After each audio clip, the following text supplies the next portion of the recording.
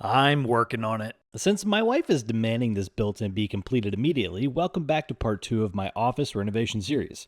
With the toe kicks and cabinet boxes done, it's time to tackle the good stuff. Building drawer boxes, crafting drawer faces, installing drawer slides and pulls, and installing the face frame. Let's make this office look sharp while also keeping it functional for work and safe for my kids, who think this place is their personal playground.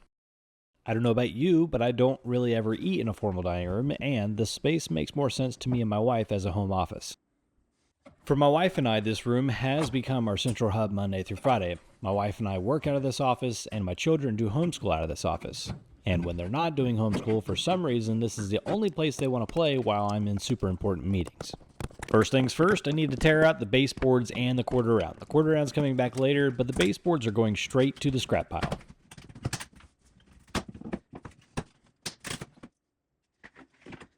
Now that I'm thinking about it, I don't know that I've seen many formal dining rooms in anybody's houses lately. Do you guys still use yours?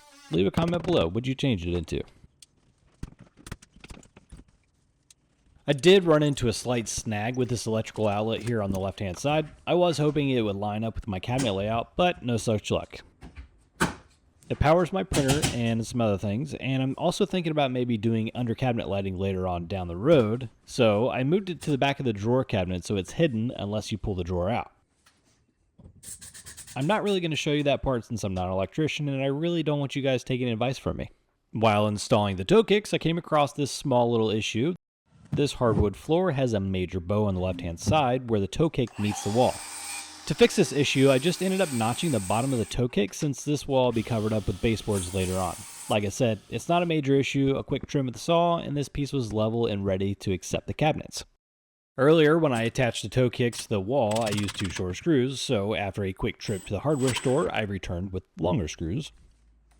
Since I already attached the cabinets together, I did need a little help sliding them out of the way. With a little help from my beautiful assistant, this was an easy task. What we're gonna do is try to slide it as far forward as we can, and then just have it, just tilt it. Okay. So don't. Here's the deal. This office is where my wife and I work full-time from home and where our kids do their homeschooling. It's a busy spot. That's why I have to keep this place clean and safe. No stray power tools or splinters laying around for them to play with. Is that it? Yep. High five. You made that a lot more dramatic than I wanted to be. Yeah. Having everyone around is a huge distraction. I'm trying to focus on work or measure a board, and next thing you know, I'm being handed a pretend slice of pizza. Pizza. It slows me down big time, but I also wouldn't trade it for the world. Just don't expect this project to wrap up quickly. If you've been paying attention, part 1 started with the Christmas tree up in the background, and it's currently mid-October as of recording this voiceover. You do the math. I measured the cabinets in place for the exact dimensions, then ripped everything down on my table saw. For the face frames, I purchased a bunch of 3/4 poplar stock from Woodworkers Source. Turns out it is cheaper and it's a much better quality than what you would find in the big box store, which is surprising. The poplar stock came in S3S, which was just one rough side, so I didn't have to battle all my tools to mill rough lumber perfectly. I do have a joiner, but I'm honestly not that confident in its accuracy. Next, I spent some time at the pocket hole jig getting everything ready to assemble.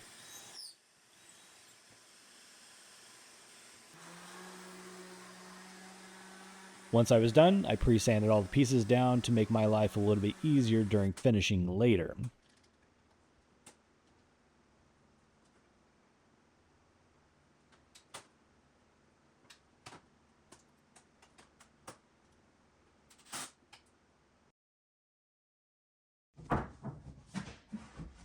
With everything looking good, I glued and screwed it together in smaller sections and then attached those sections together later on since my workbench isn't big enough for this massive face frame.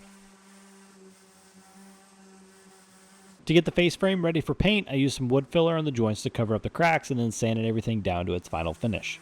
For the countertop, I was planning on using 2 3/4 inch plywood sheets on top of each other and then painting them later on, but I decided not to cheap out and went with a pre-finished butcher block countertop from a big box store. I think this is going to be a lot more durable, and more importantly, my wife picked it out, so she approves. On a side note, look how perfectly this corner lines up. It's not very often you get a 90-degree wall. To attach the face frame, I added some pocket holes in the cabinet boxes. Then, with the help of my beautiful assistant, we clamped the face frame to the cabinets and then scribed it to the left-hand side of the wall, carefully trimming the edge until it fit flush.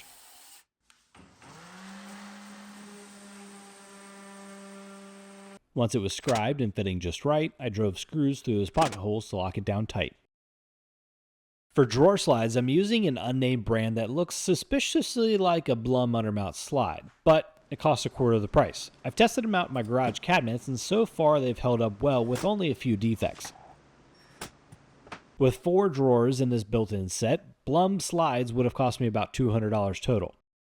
These budget-friendly ones are getting a trial run, and I'll let you know later on how they hold up after some wear.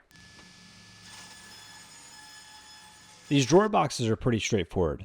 The sides are made of 1/2-inch plywood with 1/4-inch plywood on the bottom. The bottoms are installed using a dado cut into the box sides before assembly. I use a test piece to dial in my cuts.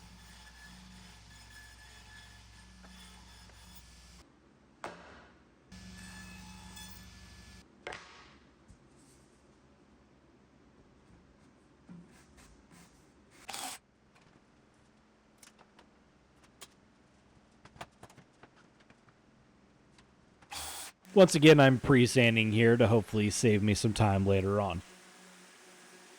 To assemble these boxes, I put them together with wood glue, brad nails, and even a few trim head screws for extra strength. A huge shout out goes to Bourbon Moth Woodworking for his great detailed video he did building cabinets a while back. I'll link it below if you're interested.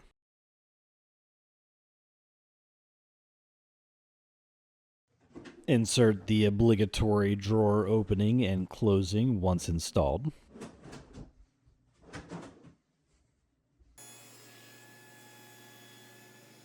The drawer faces are shaker style, flush mounted to the face frame for a clean, classic look.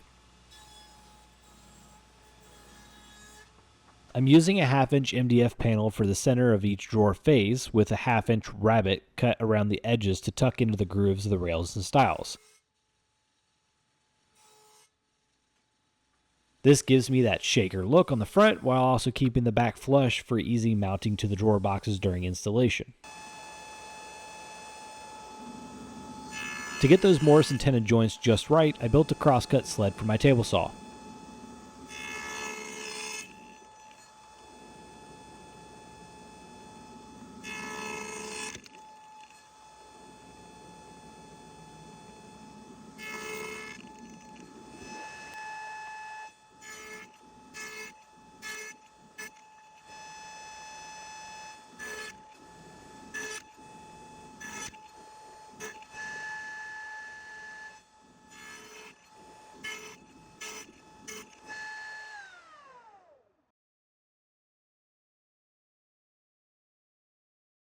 To make sure the drawer faces go together smoothly, I first dry fit them together.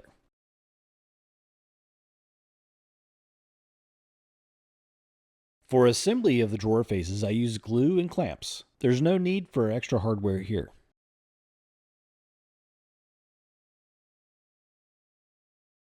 After letting them dry overnight, I can start installation. Attaching the drawer faces to the box was all about precision. To get the alignment perfect, I used custom shims I 3D printed from designs I found on MakerWorld. These shims kept everything level and evenly spaced while I secured the faces to the drawer boxes.